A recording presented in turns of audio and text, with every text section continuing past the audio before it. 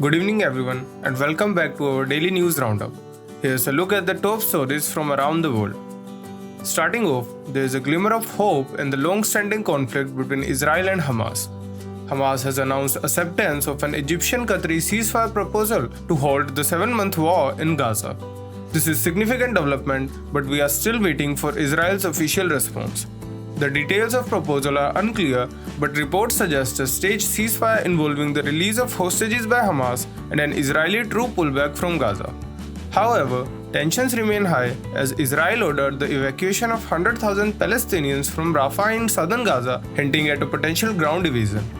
President Biden has urged Prime Minister Netanyahu to exercise restraint and consider the ceasefire proposal.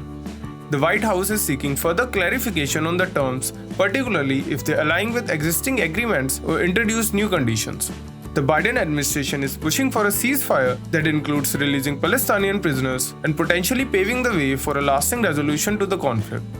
Meanwhile, PM Netanyahu has so far rejected international pressure, asserting Israel's right to defend itself and expressing readiness to fight alone if necessary. Jordan's King Abdullah II also met with President Biden to discuss the ongoing war and hostage negotiations, showcasing broader regional involvement in finding a solution. Switching focus domestically, a massive manhunt is underway in Jammu and Kashmir's Poonch forest area following a deadly attack on an Indian Air Force convoy on May 4th. The army has released sketches of 2 suspected terrorists involved in the attack. Security forces believe 2 or 3 militants were involved in the attack near Shaistar Sinai in Surankot. A reward of 20 lakh has been announced for anyone providing information leading to their arrest, and the identity of informants will be kept confidential. The investigation is ongoing, with security forces questioning locals and combing the area adjoining Shaistar. Moving on to a sensitive story, the Special Investigation Team probing the sexual abuse allegations against Hassan MP Prajwal has issued a strong warning against circulating or possessing explicit videos related to the case. The SIT emphasized that sharing such videos is a crime under the Information Technology Act and could lead to legal repercussions. They stressed that videos don't mask the faces of allegedly abused women, increasing their vulnerability. Meanwhile, H.D. Revanna, Prajwal's father and a former minister, is being interrogated for his alleged involvement in an abduction case related to this investigation. He denies all allegations and has been uncooperative with investigators. The SIT conducted a search at his residence and secured custody of another accused, Satish Babu, believed to be involved in abducting a victim to prevent her from testifying. Meanwhile, Prajwal Revanna has applied for bail after his anticipatory bail plea was rejected by the court. On to some political news. Voters in 12 Indian states head to the polls today for the third phase of Lok Sabha elections. Originally, 94 seats were up for grabs, but due to unforeseen circumstances, this number has been reduced to 93. Over 11 crore people are eligible to cast their votes, with over 1300 candidates including 120 women in the fray. Some key names to watch include Amit Shah, Jyotiraditya Shinde, Shivraj Singh Chauhan, Digvijaya Singh, Supriya Sule and Sunitra Pawar.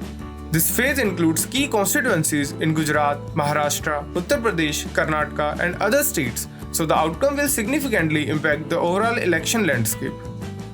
In a legal battle, the Supreme Court has stepped into the ongoing dispute between Tamil Nadu and the Enforcement Directorate regarding illegal sand mining in the state. Tamil Nadu claims its district collectors responded to ED summons and provided all required records. However, the ED maintains that no documents were received. The court has directed the ED to file a compliance report detailing the documents needed and clarifying the discrepancies in the production of records. This case highlights the issue of anti-money laundering investigations and potential tensions between federal agencies and state governments. Moving on, the Supreme Court is set to hear urgent petitions highlighting the alarming situation of forest fires in Uttarakhand. A staggering 90% of these fires are reportedly man-made, causing immense damage to the state's ecological balance. The court will hear a status report from the Uttarakhand government, which has promised strict action, including invoking strong laws like Gangster Act against repeat offenders. Over 900 fire incidents have been reported in just the past 6 months, destroying over 1100 hectares of precious forest land. This isn't just an environmental concern, it also raises safety issues as tragically evidenced by the recent fire that claimed a life. the state is deploying specialist teams and seeking assistance from the National Disaster Response Force and the Indian Air Force to combat the ongoing fires. Additionally, they are collaborating with IIT Roorkee on cloud seeding experiments to induce rainfall and control future fires. Shifting gears, the Enforcement Directorate recently seized a staggering 20 crore in cash and jewelry from the residence of a domestic worker employed by the Personal Secretary of Jharkhand's Rural Development Minister Alamgir Alam. Investigations revealed the unaccounted wealth belonged to the minister's aide. Opposition BJP has slammed the Congress-led government of corruption, labeling the state loot hunt. While Minister Alam has acknowledged the Personal Secretary's role, he is refusing from further comment as investigations unfold. It's a developing story with significant implications for the state's political landscape. Now let's turn to ongoing debate regarding the goods and services tax. Finance Minister Nirmala Sitharaman has highlighted the pro-poor nature of the system, emphasizing the consistent reduction in weighted average GST rates since its implementation in 2017. Everyday essentials like soaps and hair oil have seen tax cuts compared to pre-GST rates. Appliances and movie tickets have also benefited from lower tax brackets. Additionally, GST has eliminated the complexities of multi-state level taxes, streamlining the entire system and making it potentially fairer for consumers. The minister highlighted the Anti-National Profiteering Authority's effort to ensure companies pass on these benefits to consumers. While some debate remains, it's clear the government is pushing the narrative of a GST system designed to benefit the common people. Turning to international affairs, tensions between Russia and NATO continue to escalate. Russia has responded to threats of troop deployment by NATO with nuclear weapon drills near the Ukrainian border. This comes amidst ongoing fighting in eastern Ukraine, where Russian forces have captured 2 villages and Ukrainian drones have reportedly caused civilian casualties in the Belgorod region inside Russia. Russia criticizes statements from France and British officials regarding potential troop deployment and the right of Ukraine to strike targets inside Russia. This heightened tensions raises serious concerns about the future of peace in the region. Finally, in Sri Lanka, the government's recent shift to a new visa processing system through VFS Global has sparked public outcry. The new system not only doubles visa fees but also adds service and convenience charges, making it significantly more expensive for travelers. Tourists, particularly Indian visitors who were previously eligible for a free visa, are now facing significant additional charges.